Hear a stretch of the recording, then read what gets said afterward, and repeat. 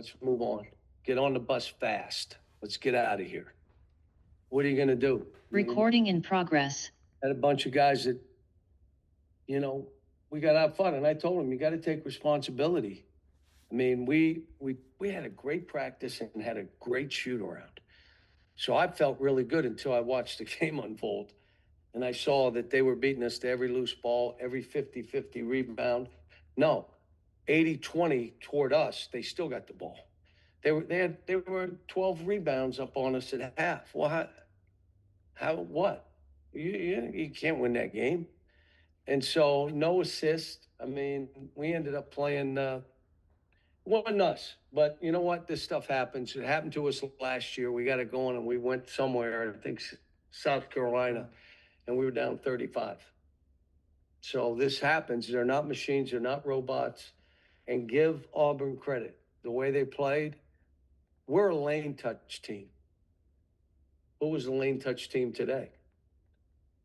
We're not a team that tries to shoot 33s. Who did that today? Us. Because the stuff was really rough. If you drove, it was rough. You're not just getting a free lane unless you were driving on us.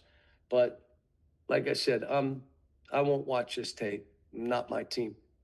Go ahead. Anthony, you mentioned all that. You guys get outscored 48-28 in the paint. Do you feel like there was anything Auburn was doing in particular that was creating good looks? Did you feel like that was more defensively? Most of it was layups or offensive rebound stickbacks. It wasn't like we'll throw it to the post. Now, I'll tell you, Hall played a heck of a game, and they went at him in the first half, and we didn't really have an answer. But, we don't get our post points just from throwing it in there. We get ours by driving it, extra passes, lobs. We didn't get any of that today. Got a few of them, but. Matt? Yeah, John, I was surprised for you by the first half. Say what? I was surprised for you by the first half.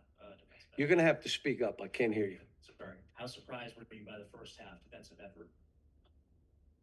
We first of all, we talked, maybe we should go zone, and then half the staff was so mad, like, go zone. It doesn't matter. We could put 6 guys out there the way we're playing, but I wanted to try to the zone anyway, and it wasn't bad. We had worked on it, and but they were beating us on the bounce so bad in the first half that it was like, and all I wanted to do is let's go in this first 5 minutes. So we get that dunk, we're going to do. And all of a sudden, we're fouling 3-point play. Like, you don't give up on a game. Matter of fact, I showed him tape of Kansas down 15 with 4 minutes to go. I showed him the tape. And so at halftime, I said, Kansas came back from 15 down, 16 down with 4 minutes to go. We got a whole half, just play. But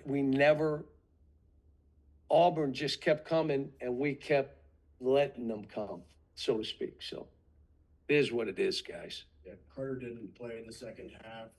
Apparently there was a hip issue. Is there any update on him?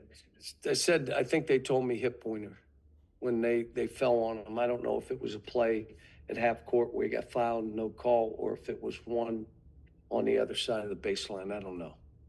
But he got hit pretty good from what I hear. Any Auburn people? They were great today.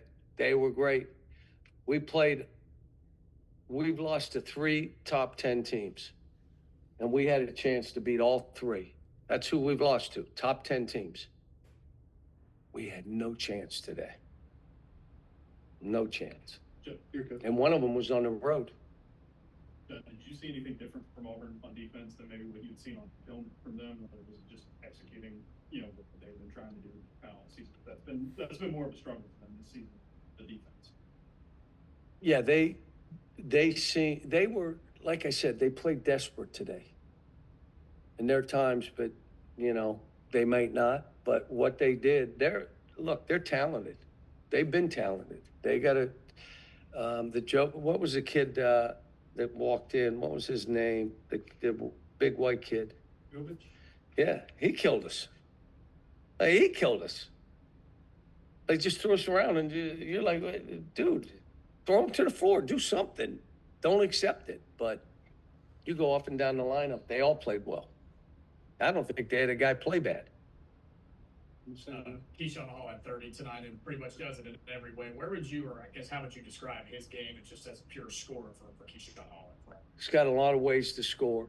You know, he's making threes. He goes at the basket. He ISO's pretty good. He's good. He's a good player.